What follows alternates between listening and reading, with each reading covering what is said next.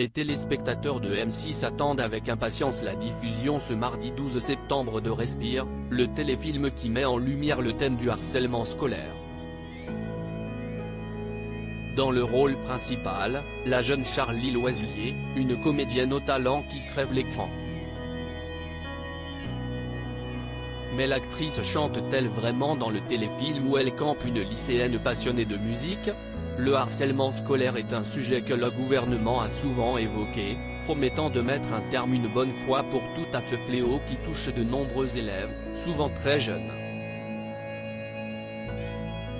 En août dernier, le nouveau ministre de l'Éducation nationale, Gabriel Attal, annonçait la mise en place d'un décret permettant le changement d'école d'un élève responsable de harcèlement plutôt que d'imposer ce changement à celui qui en est victime. Dans Respire, le téléfilm diffusé sur M6 ce mardi 12 septembre, le harcèlement scolaire est au cœur de l'intrigue, alors qu'une jeune élève, Tessa, âgée de 16 ans, est lâchée par sa meilleure amie et persécutée par ses camarades. Inscrite dans un cours de musique qui lui sera salvateur, dirigé par le professeur Raphaël Delage, le rôle joué par Calogero, la jeune adolescente, interprétée par Charlie Loiselier, brille par son talent.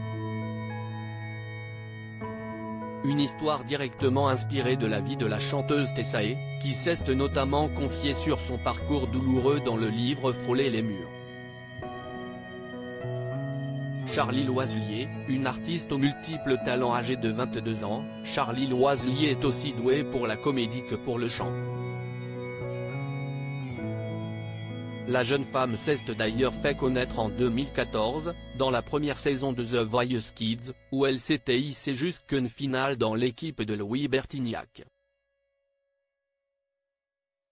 Charlie Loiselier, qui a fait des apparitions dans de nombreuses séries, notamment la série musicale Rust, a également participé à la comédie musicale de Dovatia, 1789. Dans un entretien accordé aux médias Afficia, à l'occasion de la diffusion de Respire, la comédienne a confirmé que c'était bel et bien sa voix qu'on entendait dans le téléfilm, sur les parties chantées. C'est plus simple car ça te permet de parfois juste écrire des chansons qui racontent une histoire qui n'est pas forcément la tienne et de réussir à incarner un personnage quand tu la chantes. Quand j'écris des chansons qui me concernent sur des moments que j'ai vécus, je n'ai pas de mal à les interpréter, c'est naturel, a-t-elle déclaré.